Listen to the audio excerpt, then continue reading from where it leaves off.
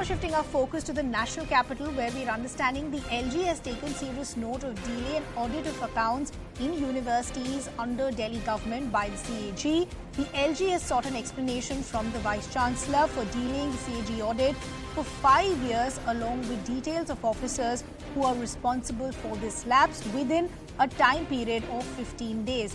Also flags non-holding of university court meetings.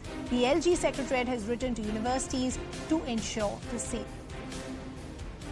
Fresh friction point between the Aam Aadmi Party and the LG. My colleague and senior editor Pallavi Ghosh is joining us with more details. Pallavi, talk to us about this recent friction point.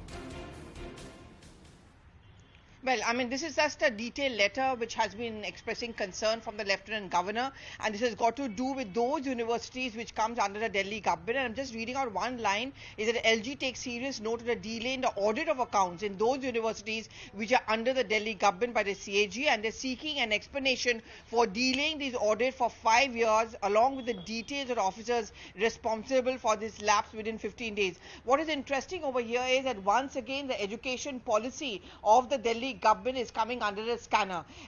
Every time a question has been raised over the excise policy, the Aam Aadmi Party government has always countered by saying that the BJP government at the centre is jealous of the fact that the flagship programs of the Delhi government, which is education and healthcare, has actually got a lot of support and also appreciation, not just within the country but also abroad. Now, this insinuation which comes in from the LG and is asking for an audit of account shows that there is no transparency as far as the education policy of the Delhi government is concerned. Very much in sync, which was said by the BJP earlier in the day at their press conference.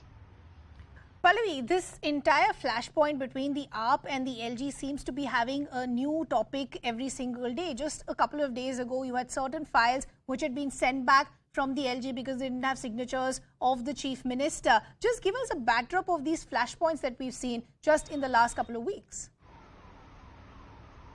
Well, in that letter which the LG had written to the Delhi Chief Minister, what essentially he insisted on is that henceforth any file which comes must have the signature of the Delhi Chief Minister. 47 files were returned on the ground that they were not signed by the CM, despite the fact that this was a point which was flagged off by the LG. Sources close to the LG's office say the reason why they think the CM was not signing these files is because if tomorrow there's some kind of a trouble or a questioning of those decisions, then the responsibility can always be shrugged off by the CM, saying he hadn't signed on it and hence he is not culpable. In fact, in the latest letter which has been written by the LG, he also makes a mention on this point when he says that there are certain files which says that the Honorable CM has seen and approved.